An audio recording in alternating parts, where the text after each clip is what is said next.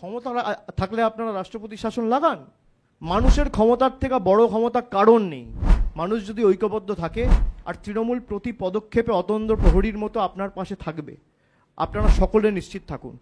দরকার হলে যখন এসআইআর চলবে আমরা নিজেরা গিয়ে আপনাদের পাশে দাঁড়াবো, চিন্তা করবেন না। কিন্তু একটা লোকের নাম যদি বাদ যায়, আমার চ্যালেঞ্জ থাকলো জ্ঞানেশ কুমারের কাছে, আপনি বাংলার ক্ষমতা কি দিল্লিতে দেখবেন?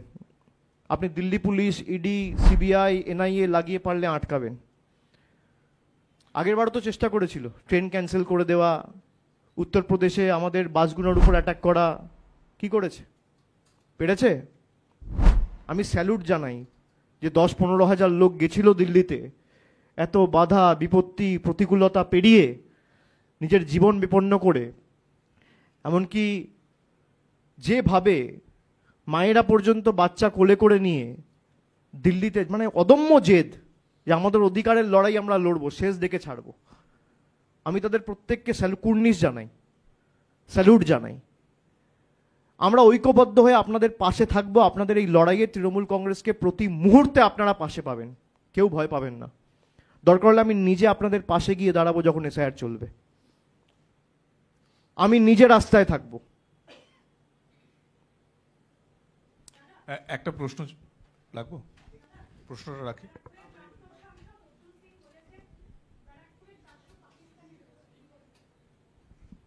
ওকে ভোট দিয়ে জিতেছিল নাকি আগের বার? ওর কাছে ইনফরমেশন থাকলে নির্বাচন কমিশনকে দিক। আর যদি সেই পাকিস্তানিগুলো থাকে ভোটার লিস্টে, তাহলে একটা এফআইআর তৎকালীন নির্বাচন কমিশনার যিনি ছিলেন রাজীব কুমার, তার নামে হওয়া উচিত। তো অর্জুন সিংকে দয়া করে বলুন তার নামে একটা এফআইআর করতে। আপনি আচরি ধর্ম, আমরা ইলেকশন কমিশন নাকি?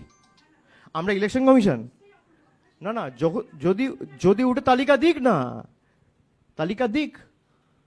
হতে পারে অর্জুন সিং হয়তো পাকিস্তান থেকে এনেছিল, আমি তো জানি না। তার কাছে যদি সব তথ্য থাকে তাহলে দিয়ে দিক। প্রথম কথা হচ্ছে যে কালকে সুপ্রিম কোর্টের রায় নিঃসন্দেহে আপনার আন্দোলন এবং আপনার সঙ্গে এখানকার বঞ্চিতরা, বকেয়ার দাবিতে যারা গিয়েছিলেন সাধারণ মানুষ, যাদের কথা আপনি উল্লেখ করলেন, তাদেরও জয়। না, এটা আপনারা অনেকে বলছেন এটা আমার নেতৃত্বে এই আন্দোলনটা হয়েছিল, কিন্তু এই জয় সম্পূর্ণভাবে বাংলার 2,58,00,000 জব কার্ড হোল্ডার এবং আমাদের দলনেত্রীর। হ্যাঁ, অবশ্যই আমি এটার মধ্যে কোনো বিভাজন বা করছি না। যেহেতু আপনি নেতৃত্বে আপনাকে দেখা গেছিল, আমি তাই বলছি। নির্বাচন সামনেই, তার আগে সুপ্রিম কোর্টের এই রায় তো রাজনৈতিকভাবে তৃণমূলকে বেশ খানিকটা অক্সিজেন জোগালো। আপনি গতকাল টুইট করে বলেছেন আমরা বাড়িতে বসে অক্সিজেন পাই, রাস্তায় বেরোলে অক্সিজেন পাই। আমাদের কোর্টের রায় আর সুপ্রিম কোর্টের রায় আর হাইকোর্টের রায় থেকে অক্সিজেন নিয়ে বেঁচে থাকতে হয় না। আমি আপনার সাথে কথা বলছি কি করে যদি অক্সিজেন না পাই? সামনে আমি এমনি অক্সিজেন পাই, আমার দরকার হয় না। তো আপনি বলেছেন যে যদি বকেয়া না ছাড়া হয় 3 বছরের, আপনি আবার দিল্লিতে যাবেন, অভিযান করবেন, দেখবেন। তো নির্বাচনের যে আন্দোলন হয়েছিল আরো বৃহত্তর সর্বাত্মক আন্দোলন হবে। কোর্টের গাইডলাইন যদি আপনি ভায়োলেট করেন, এক হচ্ছে কন্টেম্প ফাইল করা হবে, সেটা লিগালি টেক আপ করা হবে, এবং রাজনৈতিকভাবেও যেভাবে আমরা লড়াইটা দিল্লির রাস্তায় নিয়ে গেছিলাম আবার নিয়ে যাব।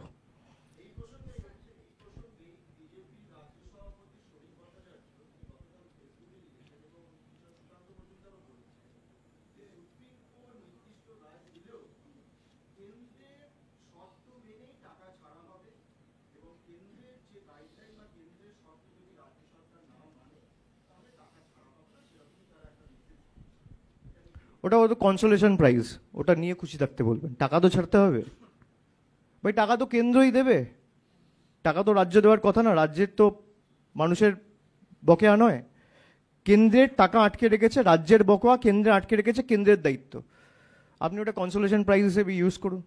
Mr. Banerjee, I've got 2 questions. May I? So Supreme Court, and I clearly remember, bench of Justice Suryakant and Joymallo Bagchi categorically told Election Commission of India that Citizenship Determination Authority is not with ECI. They also said that as far as giving citizenship is concerned, it's a law that has to be enacted by the parliament, which is there. Yesterday, the Election Commission of India, when asked as why not in Assam, said that there is a special provision under India's Citizenship Act, and which is under the scrutiny and observation of Supreme Court. And because Supreme Court is determining the citizenship of people of Assam, they are not interfering with SIR. is this Election Commission of India's open admission that they are not doing voter division but revision of citizenship of people? Obviously, they're citing this as one of the reasons, but what about the other 7 states? Even if we leave Assam, you're not doing SIR in Mizoram, you're not doing SIR in Manipur, you're not doing SIR in Nagaland, you're not doing SIR in Meghalaya, you're not doing SIR in Tripura, you're not doing SIR in Arunachal, which shares border with countries like Myanmar and Bangladesh. So Bangladesh, you have 3 other states sharing its border, Meghalaya, Tripura, and Assam.